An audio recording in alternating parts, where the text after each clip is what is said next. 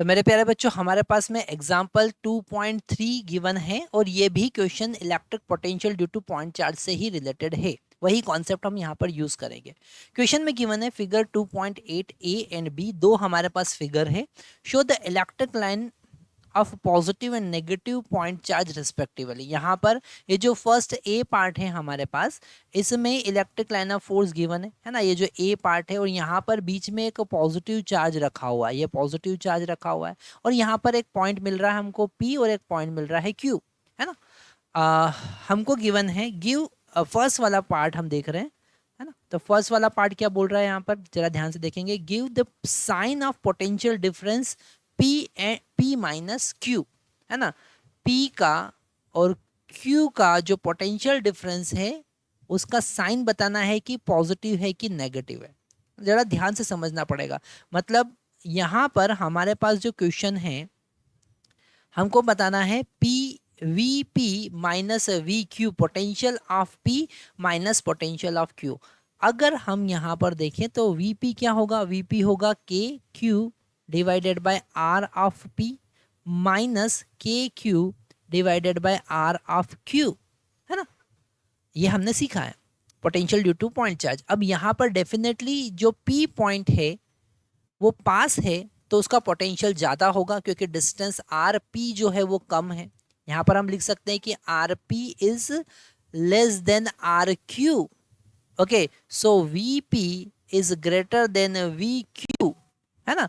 अगर वो बड़ा है तो V P minus V Q is positive. तो यहाँ पर साइन क्या आएगा, positive.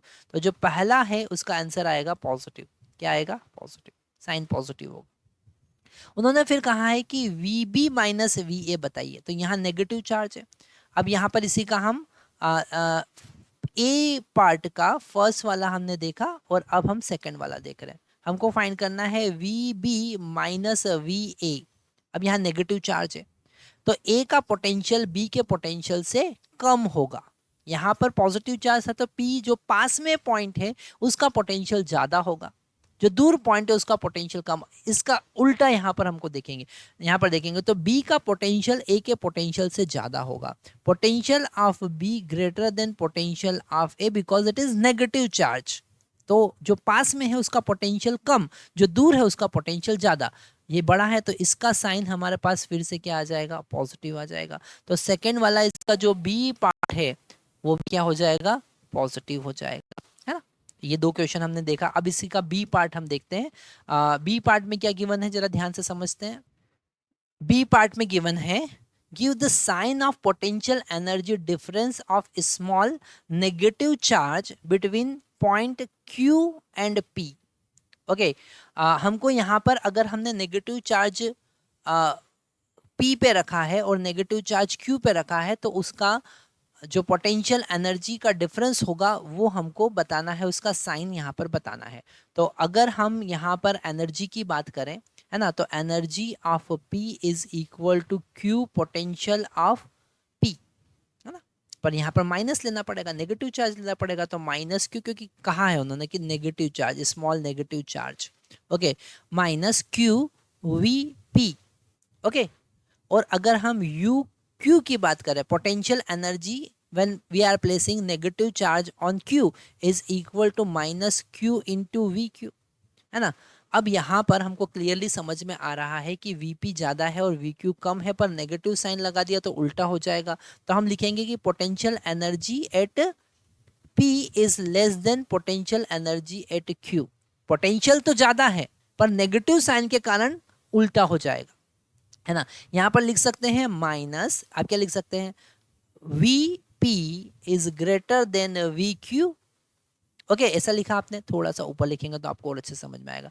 Vp is greater then Vq, ये तो हम समझ गए क्योंकि पास में है चार्ज। Q जो है वो पास में है, सॉरी P जो है वो पास में है और Q जो दूर है। तो जो पास में होता है उसका पोटेंशियल ज्यादा होता है ना, पॉजिटिव चार्ज के लिए। अगर इसमें हम माइनस क्यू का मल्टीप्लाई कर देंगे तो ये साइन रिवर्स हो जाएगा, है ना। ये तो आपने सीखा होगा कि माइनस का मल्टीप्लाई करेंगे साइन रिवर्स हो जाएगा। तो यहाँ पर आप ये समझ गए हैं the sign of potential energy difference of, तो यहाँ पर Q और P का पोटेंशियल एनर्जी डिफरेंस मतलब V U Q minus U P क्या होगा, इसका साइन क्या होगा, कौन बड़ा है, तो ये पॉजिटिव साइन आएगा, है ना। यहाँ से देख रहे हैं ना कि यू क्यू बड़ा है। ऐसे ही अगर हम ए बी की बात करेंगे तो इसका जस्ट अपोजिट आप देख सकते हैं। यहाँ पर हम बात कर सकते हैं इसका, हमने बी वाला जो है फर्स्ट पार्ट सॉल्व किया, अब बी वाले का सेकंड पार्ट सॉल्व करते हैं, है ना। तो यहाँ पर उन्होंने कहा है कि ए और बी, है ना, तो पोटेंशियल हम लिखेंगे potential of B is greater than potential of A because it is negative charge। तो नेगेटिव चार्ज में जो ज़्यादा डिस्टेंस पे है उसका पोटेंशियल ज़्यादा होगा, और जो कम डिस्टेंस पे उसका पोटेंशियल कम होगा। अगर माइनस क्यू का मल्टीप्लाई करें तो minus Q V B, sign उल्टा हो जाएगा, माइनस क्यू वी ए, है ना। तो ये हो जाएगा potential energy of B less than potential energy of A. कौन बड़ा है, तो ए और बी का जो डिफरेंस होगा, मतलब V U A minus U B का डिफरेंस जो होगा वो पॉजिटिव होगा। वो क्या होगा, पॉजिटिव होगा। जरा ध्यान से ये कॉन्सेप्ट को आपको समझना पड़ेगा।